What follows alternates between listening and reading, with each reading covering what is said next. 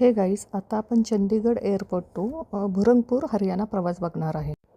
चंदीगड एअरपोर्टला उतरल्यानंतर हा सुंदर दृश्य पाहत होतो आणि आम्ही वाट पाहत होतो आम्हाला कोण घ्यायला येतं आहे का.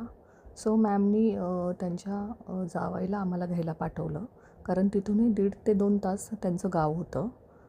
सो आम्ही हा सुंदर दृश्य एन्जॉय करत आम्ही त्यांच्यासोबत निघालो आणि अर्धा रस्ता आम्ही ट्रॅव्हल केल्यानंतर मॅम आम्हाला भेटल्या आणि त्यांनी आमचं स्वागत केलं सुंदर असं.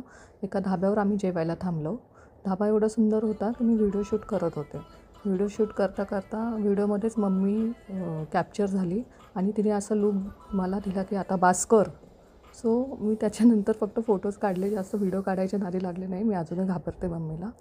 मग आम्ही रात्री जेवण केलं. हे सुंदर फुलं आणि जेवण केलं. जेवण केल्यानंतर आम्ही त्यांच्या घरी निघालो. माझी हिंमत झाली नाही मोबाईल काढायची बिलकुलही, कारण मम्मीचं लक्ष माझ्याकडेच होतं. सो नंतर डायरेक्ट मी सकाळी उठल्यानंतर त्यांनी आमची सोय त्यांच्या घरी केली होती. त्यांनी मला विचारलं होतं फोनवर की तुम्ही आमच्या घरी राहाल का. मी हो म्हणाले होते. महाराष्ट्रामध्ये बंगले असतात आणि हरियाणामध्ये तर हवेली असतात. इतकं सुंदर घर होतं की 5 स्टार हॉटेलला काय कराल तुम्ही. आणि गेस्चर तर खूपच छान होतं.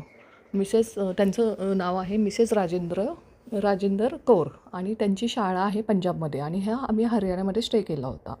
आणि आम्ही मग सकाळी उठले, छान छान आवरलं. मग आम्ही पंजाबला त्यांच्या शाळेत निघालो त्यांच्याच कारमध्ये. ते स्वतः ड्राईव्ह करत होत्या आणि मी सुंदर असे व्हिडिओ शूट करत होते, कारण मला माहिती आहे मला ब्लॉग बनवायचा होता. मग मम्मी काही म्हणू पण मी व्हिडिओ काढत होते. आणि थोडी एन्झायटी होती की आपण दुसऱ्या भाषेत आता बोलणार आहे, काय होणार काही नाही.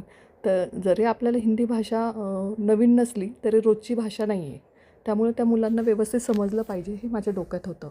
तिथं पोचल्यानंतर आम्ही त्यांच्या केबिनमध्ये बसलो. तिथं पण एक छोटासा गपचूप व्हिडिओ काढला मी. आणि बाकी कसं सेशन झालं, काय झालं, पुढचं नेक्स्ट पार्ट मी टाकणारच आहे लवकर.